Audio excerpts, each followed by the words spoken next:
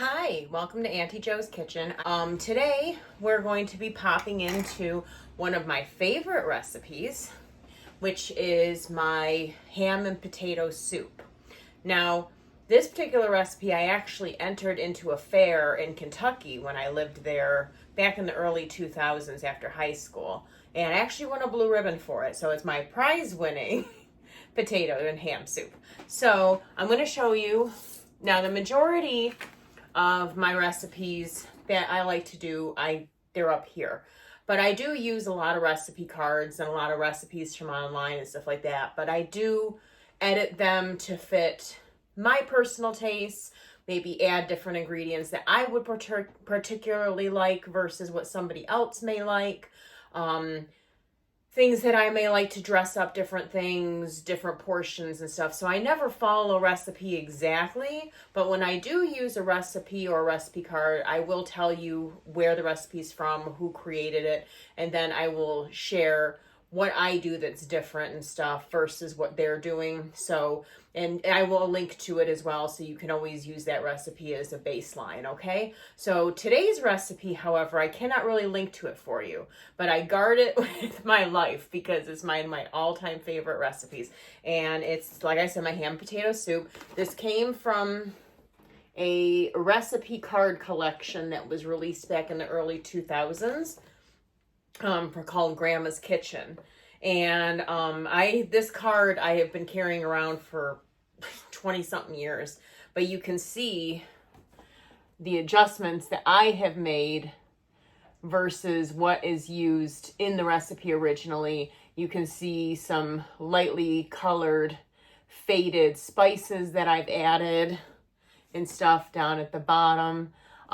Things that I've made that I've edited. So we're going to be following the recipe, but we're going to be following it with my variations, okay? So I think you're going to really like this recipe. It's one of my all-time favorites. So we're going to go ahead and jump into it. The first step, very, very easy. We're just going to cut up some potatoes and boil them. That is the very first thing you're going to do. So you're going to obviously need your cutting mat for vegetables. You see my little lettuce there. And a good knife. The potatoes that I'm using for this recipe are a red potato. I like using a red potato for these because they are a lighter flavor. They also tend to hold their shape better in the soup. They don't get as mealy or like the skin will fall off, because I do keep the skins on because the skins have a lot of vitamins and stuff that you lose when you take the skins off. But the skins hold on better and stuff. So the red potatoes are my way to go with this particular soup. So we're going to go ahead. I'm going to show you how I'm going to cut these up. But first we're going to go ahead and wash them. So I'm going to do that off camera.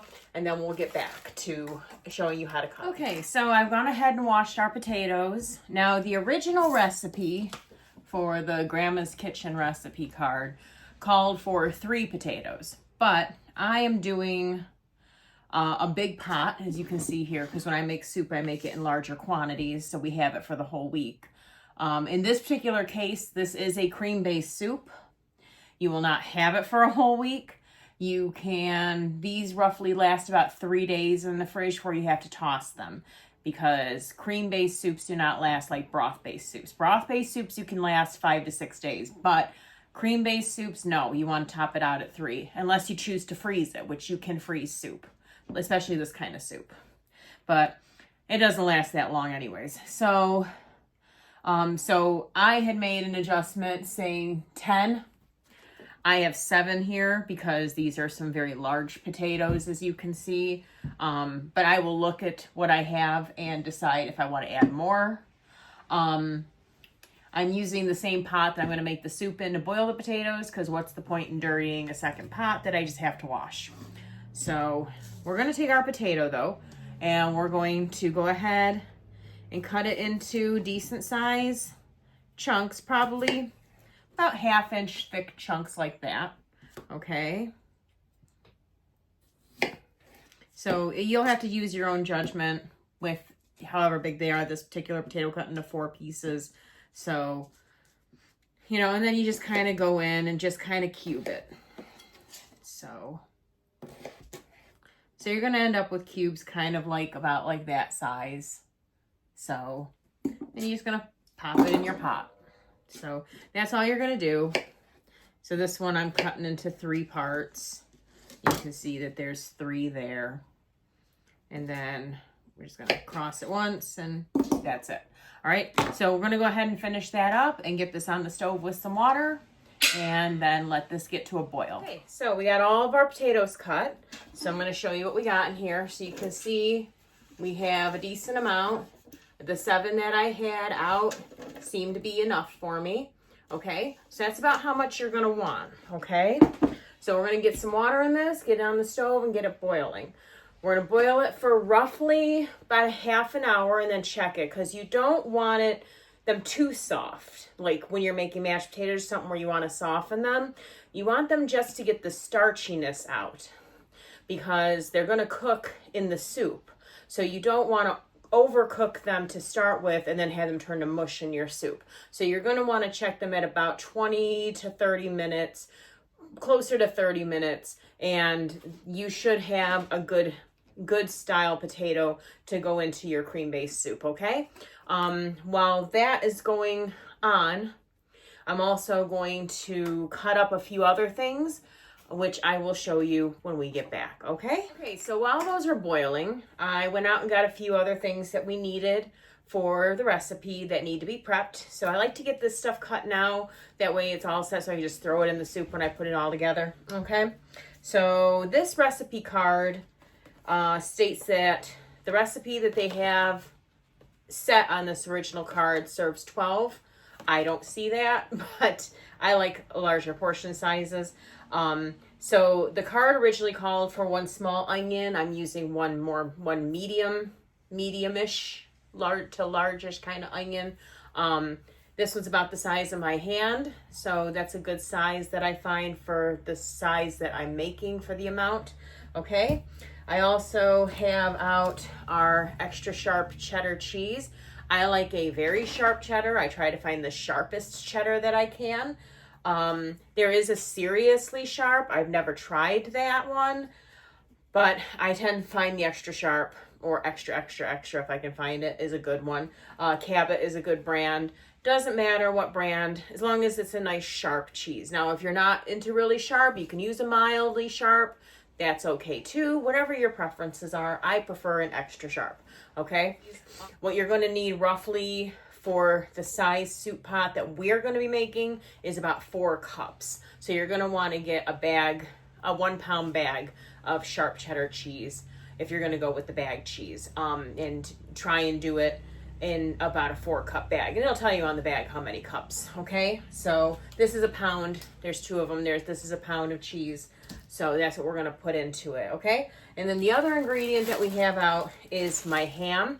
I went over to Tuscany, which is an Italian market here in town, to have them slice it the way I want. I like it sliced into some bigger pieces. I'm going to show you. I go there, and when I'm having something like this, and I have large chunks of meat cut. So this is about a 1/2 inch thick. You can see I've already been eating some. I gave some to my dog earlier. This one here is a smoky ham. You can use any kind of ham you want. It can be just a water-based ham if you want. If you want to do a hickory smoked, if you want to do any kind of type of flavor ham you want. It's, again, your personal preference. I like a smokier flavor. This one is called Tavern Ham. It is got a smokier type of a flavor to it. You're going to need roughly a pound of ham. I used to buy the kind that was just like lunch meat that you just get a packaged ham and cut it up, and it'd be like very thin little pieces, and that's okay. You know, I've done it like that for years, but I figure, you know, I have the resource in my backyard to get these nice thick pieces cut, and now I can put nice cubes in, and I'm going to show you how we do that. Okay, so we're going to go ahead and prep up these ingredients and move on to our next. All right, so off camera, I went ahead and diced my onion. You can see it's in nice little diced up pieces. So you can see it there. Okay. I have diced up onion in other videos, and I got to thinking, you know, I probably should do some basic videos. So I'm going to look into doing that, doing some basic videos where I just how to chop an onion, how to sliver an onion, and I will make a separate playlist for all those. So you can always go back and reference them. That way I don't have to do them on every video. But so all I did was just dice this onion. So that's what I've done so far. Now I'm going to show you how to cube up the ham and about what size you kind of want, okay? So we're gonna hop into that. So okay, so I have one of my many wooden bowls. I love these wooden bowls. They come in handy for holding all kinds of ingredients when I'm setting up for different types of dishes. So we're gonna get the ham I was picking on earlier today. A couple slices here. There's a third slice in there, but I will judge if I need that third slice or not. This whole pack was about 1 3/4 pounds. You only need 1 pound for my size. Now for the original recipe, it's calling for 1 cup. So, but again, like I said, I cook in larger quantities. So what we're gonna do is we're just gonna make some indentations, and you can see it's roughly about that length, about that width. You kind of want them kind of square.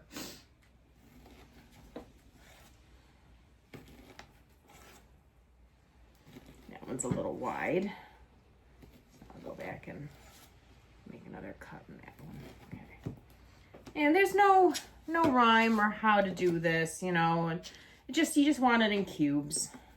So roughly about like that, maybe a little thinner. So just like bite-sized cubes. So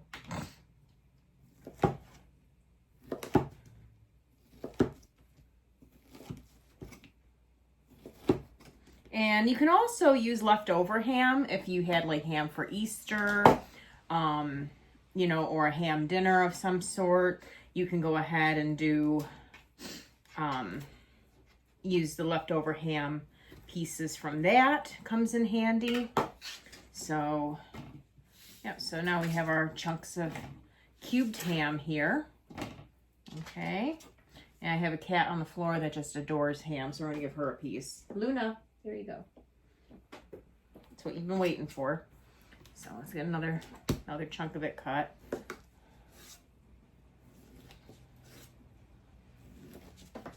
You just want to get in there, make some good chunks up. Okay, why is everybody fighting over the ham? There's more ham. Mommy has plenty of ham. My dog's up here. Hi, Charlie. Do you want some ham? Okay. All right. Wait, go take it and go do something, okay? All right. So yeah, so we're just gonna get our chunks out of this.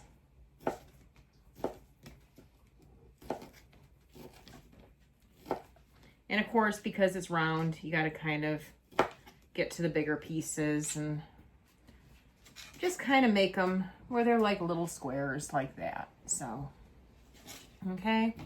If you want to make them smaller, that's fine. You want to make them where they're more of a thinner slice, that's fine. Whatever preference you want. There's no right or wrong way of how to cook things or what kind of stuff to use. It's whatever your preferences are.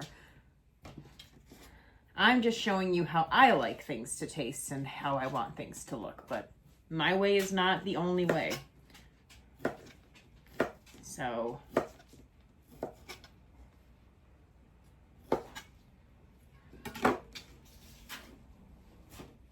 alright, so we have some decent, okay, so this is what we have for ham right now, okay? So I'm going to go ahead and cut up this other piece. It's relatively small. So we're going to have a little more ham than normal. My husband will like it that way because he likes lots of meat. So,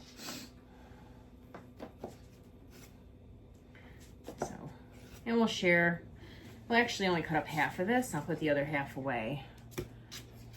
And then the dog can have it as a treat throughout the week.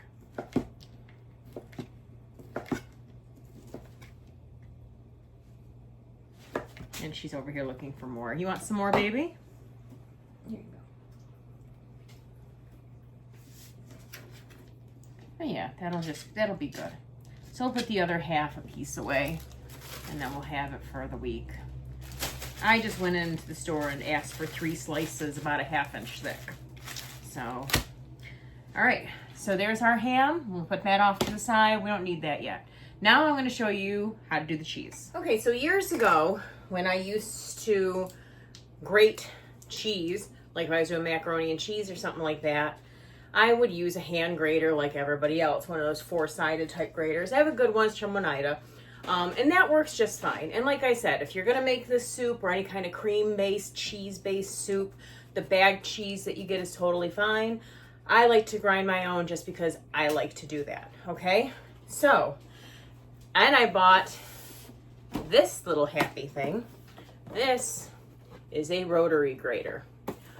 Now, they're about $30 on Amazon, and you don't have to run out and buy this. I'm just telling you what I love about it. It makes cutting up cheese so easy. So I'm going to show you how that works and how fast it is and how much better it is than sitting there hand grating cheese. Okay, so we're going to go ahead and jump into that. So let me go ahead and get it set up. Okay, so we have everything set up here that we need. So I got my cheese cut out of the packets. We have our rotary grater here. We have our bowl, okay? And the rotary grater, you'll see it comes in 3 pieces. It has the handle, it has the middle part, which you also have the blades, that's technically 4 pieces, and the base, okay? It has a suction cup bottom, so I'm just gonna angle it where I want it, and then turn the lever, and that suction cups it to the table, okay? So then we're gonna put our bowl under it, okay? Then we're gonna take our cheese, pop it into the top, and then we're just gonna start doing this.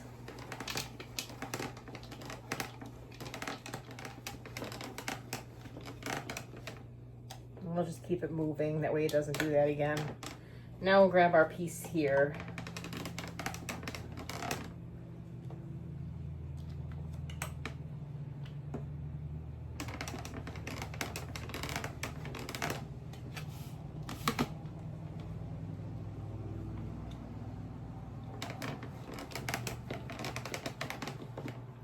Okay. And that's how you use the rotary grater. Just get some of this outer piece out of here. Okay. And it cleans up very well. And you can get, and there's more than just these, there's 2 other grater sizes in the box. So. Okay, so our potatoes are done boiling. We're gonna go ahead and drain them, but I'm going to save some of the water that the potatoes were cooking in because it adds more flavor to the soup by using flavored water from the potatoes versus using clear water out of the tap. So what I do is I have my colander and I just put a mixing bowl underneath it to catch the water as I'm draining it. So we're gonna go ahead and do that now. Okay, so we're going to grab our pot off the stove with a couple of pot holders.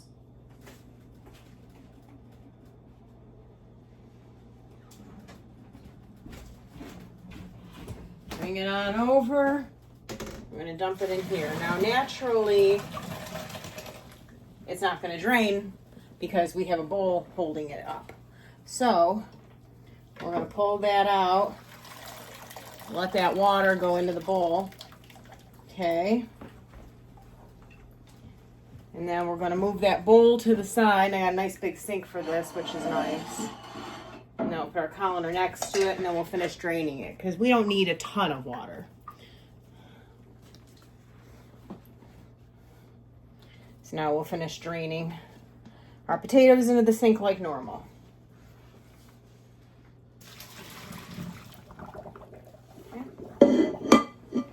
Pop this back on the stove. We're going to be using the same pan.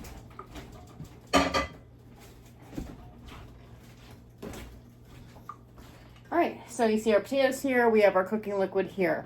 Now, the recipe card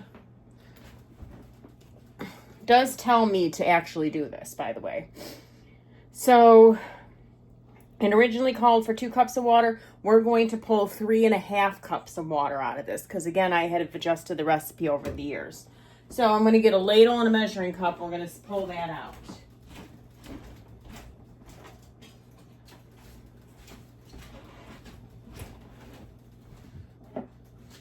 So I have my big giant measuring cup out. This is a 4-cup measuring cup. I have a 2-cup, a 4-cup, and a 1-cup.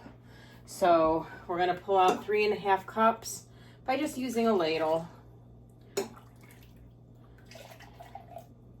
And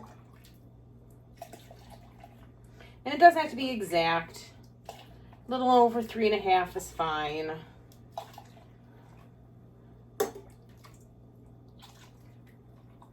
So we're getting pretty close. So probably 1 ladle full. That's 3 3/4. So dump a little bit out. There we go. That's good enough. All right. So we're gonna put that off to the side, and then we can dump the rest of the water because we don't need it.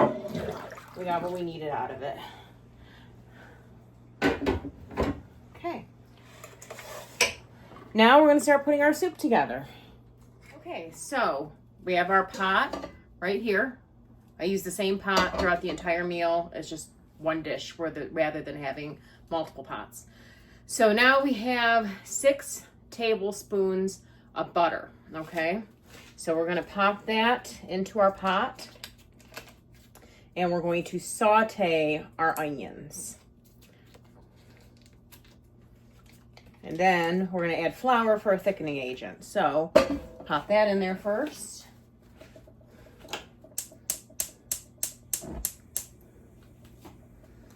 Okay. Let's go ahead and angle this over. Okay. All right.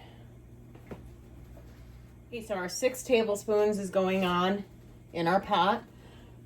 We're going to grab our olive oil. And my olive oil, like I said, it has a sprayer, or if I do this, I get a nozzle, okay?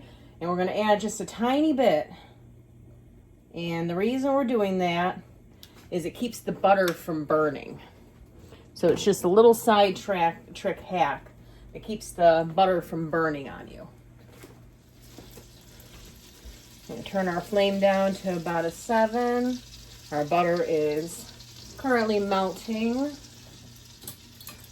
I'm gonna grab my whisk here and just kind of move it around in the pot. So you can see down in there, you can see it's cooking away.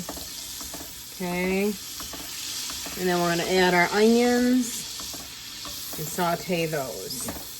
Okay.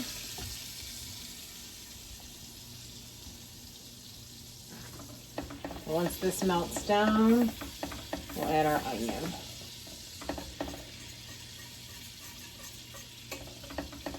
All right.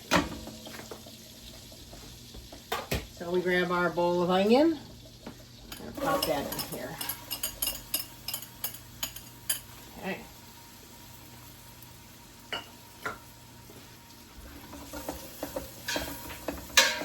I know it looks weird using a whisk. Normally when you saute onion, you would just use a fork, but I'm going to be adding flour to this, so the whisk does have a purpose.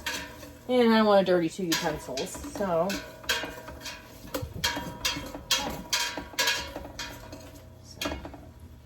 we're going to let that saute by adding a lid, which will hold in the heat. Okay. And okay, so our onions have sauteed, and you can see down in there that they are a nice translucent color. They're not browned, so that's kind of what you want. All right, so now we are going to add our flour. And my adjustment brings it up to 6 tablespoons, and I like to have good heaping tablespoons. So we're going to put in 6 of those.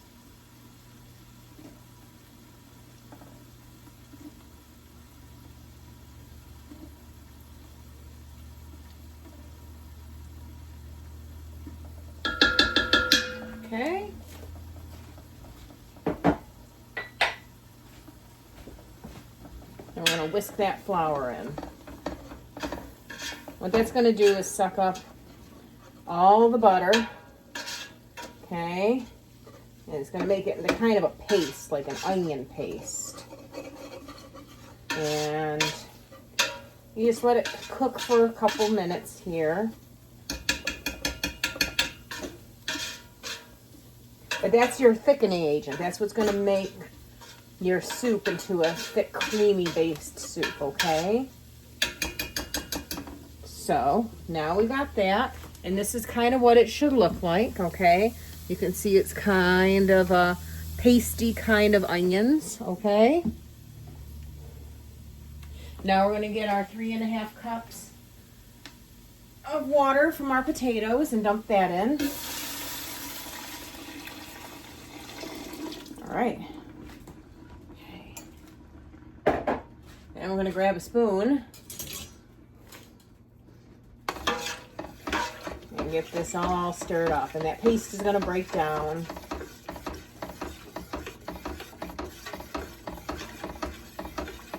Okay. All right. Now we just start adding everything together. So we're going to go and get our potatoes.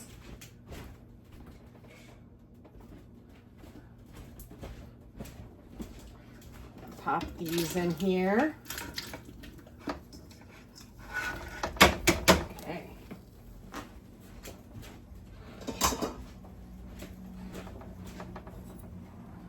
Those stirred down in. Okay. Now,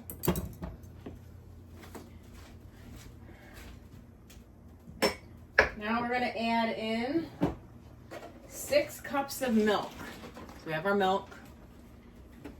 I like to use a whole milk because whole milk is better for cooking because it's got more fat, it's got more flavor. So I have another gallon behind me.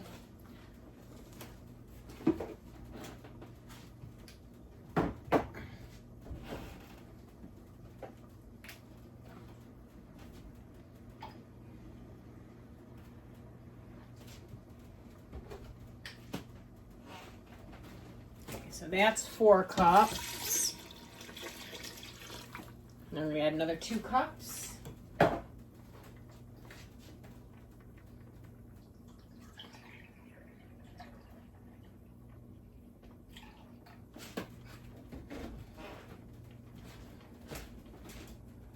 And again, it doesn't have to be precise. Okay. And we're going to add our cheese.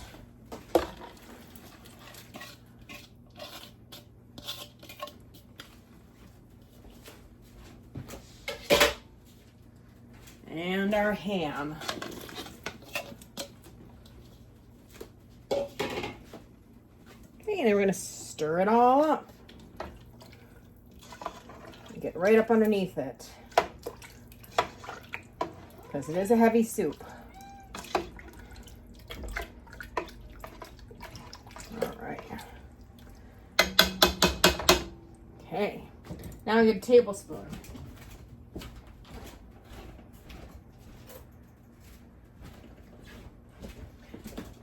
Because now my seasonings, those are done to taste.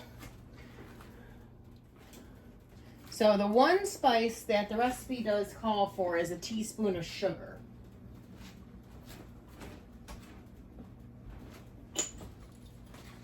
I'm just going to come over and we're just going to put a little bit of sugar in. That should be good. Okay, now we're going to open up with our first seasoning, which is paprika. This is a very heavy paprika dish. So you want to go right over the whole top of the soup and give a nice, good, healthy layer of it. So you can see when we go down in, you got a nice thick layer of paprika right on top, okay? So that's what gives it its orange color. It's probably the biggest key spice to this. Now, none of these seasonings are in the original recipe. This is my additions because I like seasoning. So, let's see how that tastes. Okay. All right.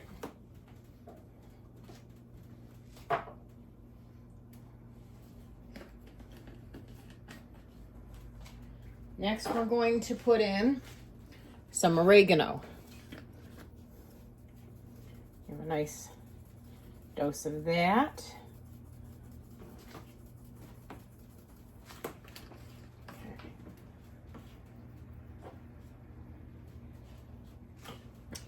And we got some garlic powder. I prefer to use garlic salt, but apparently I'm out of garlic salt. So I have to put that on my shopping list. For some heat, we're gonna put some chili powder, and you don't need a lot of this. Just a nice dusting.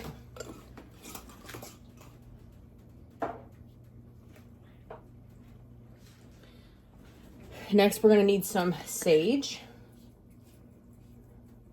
Get some of that in there. Obviously some salt, especially since I don't have the garlic salt.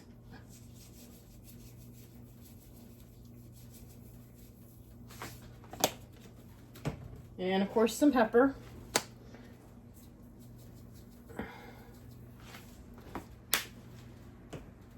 And then to top it off, some Cajun seasoning.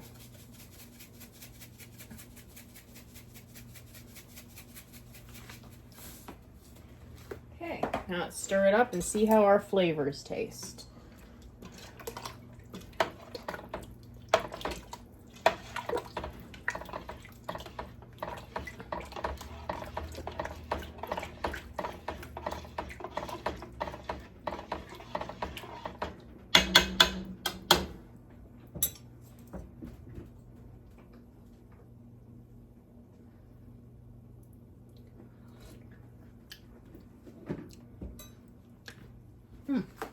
Pretty good. Let's finish it off with just a little bit of red pepper flake.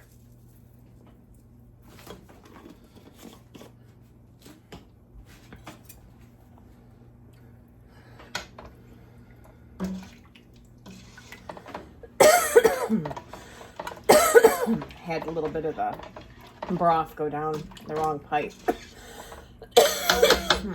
Okay.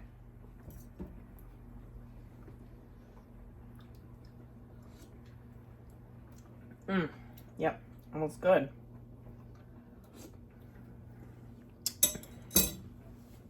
It feels like it's missing something.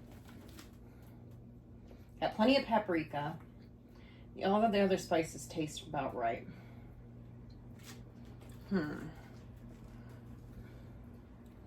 Maybe a little bit more salt. I want to go crazy. Incidentally, potatoes will suck up salt like crazy. So don't be surprised if when you go to serve this, if you have to add more salt, because potatoes love salt.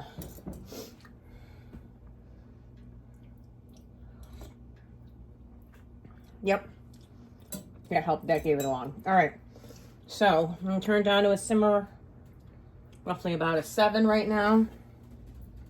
And cover it. Now we'll just let it cook. And that's pretty much everything that goes into my potato soup. So I will show you when it's finished, what it looks like. And you can go ahead and try this at home. Okay, keep on cooking. And here is the finished product. So I've garnished it with a little bit of chives just to give a little more depth of flavor. But you can see everything has melted together very well. You can see you got your ham potato. Everything looks really good. And there you have it. There's my potato and ham soup. So enjoy.